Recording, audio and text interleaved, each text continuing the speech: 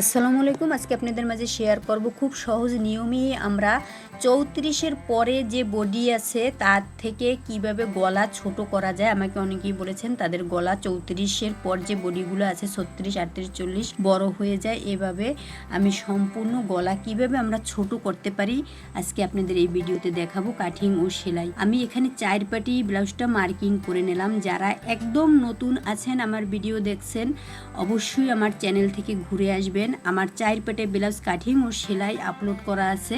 এভাবে সম্পূর্ণ আমি নিয়ম অনুযায়ী প্রত্যেকটা টিকিন এভাবে দিয়ে নিলাম এবং আমি 1/2 ইঞ্চি পরিমাণে এভাবে সম্পূর্ণ টিকিন অনুযায়ী মার্কিং স্কেলের সাহায্যে করে নিলাম। আমি কিন্তু এখান থেকে আমার যে 4 পাটে ব্লাউজ কাটিং ও সেলাই ছাড়া আছে ওর থেকে একটু ভিন্ন হবে, কারণ এখানে আমি মার্কিং 4 পাটি 4টে টিকিনই করছি, কিন্তু এই টিকিনটা করছি কিভাবে আপনারা এখান থেকে একটু খেয়াল করে দেখবেন। সামনে বুতামের ঘরার ওখান থেকে একটা, নিচ থেকে একটা, সাইড থেকে একটা, আর্মহোলের ওখানে একটা, গলার ওখান থেকে আমি একটা টিকিন দিয়ে নিচ্ছি। এভাবে দেখবেন সম্পূর্ণ আমি 2 ইঞ্চি নিচে এভাবে একটা চক দিয়ে সমানভাবে দাগ কেটে নিলাম এবং 2.5 ইঞ্চির উপর থেকে একটা দাগ কেটে নিয়ে 2.5 ইঞ্চির ওখান থেকে 2 ইঞ্চি উপরে একদম সিম্পল, এটা হচ্ছে সিম্পল কাটিং ব্লাউজ সম্পূর্ণ মার্কিংটা করে নিলাম। বাস আমি এই 1/2 ইঞ্চি পরিমাণে এভাবে সম্পূর্ণ সামনের তালপাটেও একটা রাউন্ড শেপ দিয়ে এভাবে সামনের তালপাট কেটে নিলাম। বাস সম্পূর্ণ এখন আমি গলার ওখান থেকে কিন্তু 1/2 ইঞ্চি পরিমাণে এভাবে ডাউন দিয়ে গলাটা কাটিং করব, কারণ এখানে টিকিন দেব, গলার সঙ্গে টিকিন, গলাটা ছোট হয়।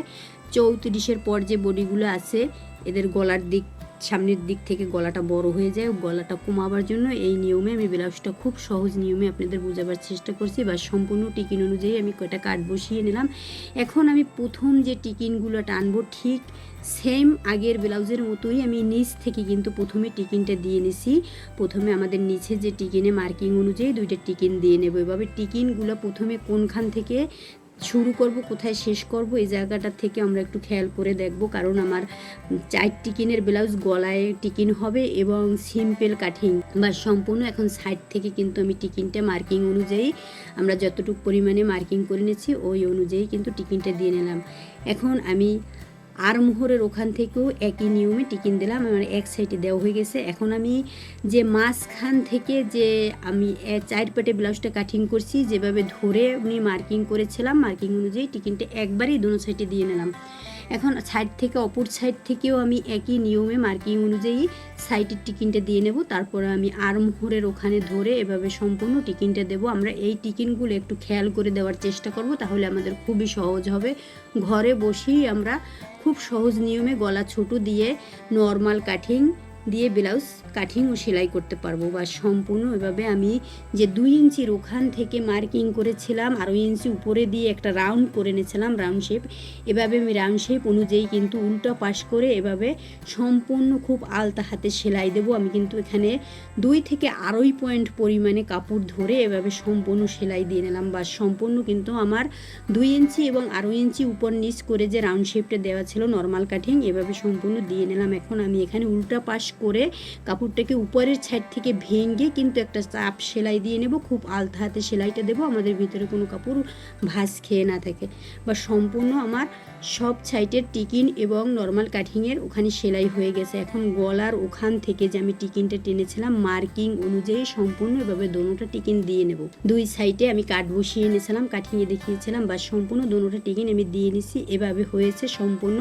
এখন আমি এই ব্লাউজের সামনের পাটটাকে এভাবে সোজা করে ধরে সামনের মিডিল অনুযায়ী এভাবে একটা চক দিয়ে মার্কিং করে কাপড়টাকে 2টা পার্ট করে নেব।